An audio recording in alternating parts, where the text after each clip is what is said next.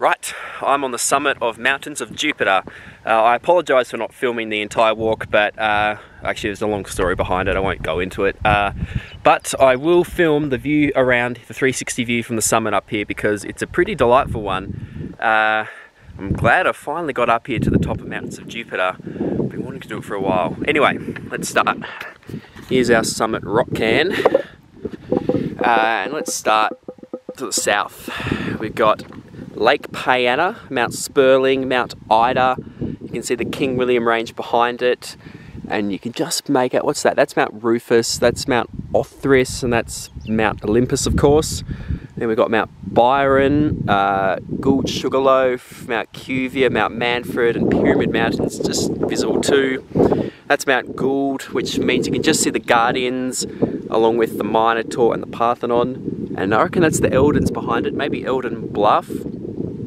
Lake Artemis and Lake Eros, I'm pretty sure. There's a few unnamed lakes over there. That is the Acropolis with Walled Mountain and Mount Geryon, of course. That's an iconic Tasmanian mountain. Duquesne High Point, Mount Massif and Falling Mountain, Mount Ossa, Mount Peeling West through the gap. That must be Mount Inglis over there. And then you got the little tippy top of Peeling East visible with Cathedral Mountain in front of it. That'd be Cradle Mountain through the gap. Always looks a bit different from this side, which puts Emmett in front of it. That's Mount Pillinger, just sticking its nose up over there. Just below that lip is Junction Lake, where I've come up from. And that's kind of the Never Never in here. And now we're looking north. You can just make out Lake Myrtle, Mount Ragoona, Mount Rowland up in the distance, which probably makes that Clumner Bluff. Now we've got up at King David's Peak, I reckon, along with Solomon's Throne, Mount Jerusalem, etc. The bulk of the walls of Jerusalem, that'd be out towards like Wild Dog Tier and Rat's Castle, that sort of area, the Central Highlands. A few more lakes I don't know the names of. Lake Malbina's out there somewhere, maybe that one in the distance. A few little tarns down there.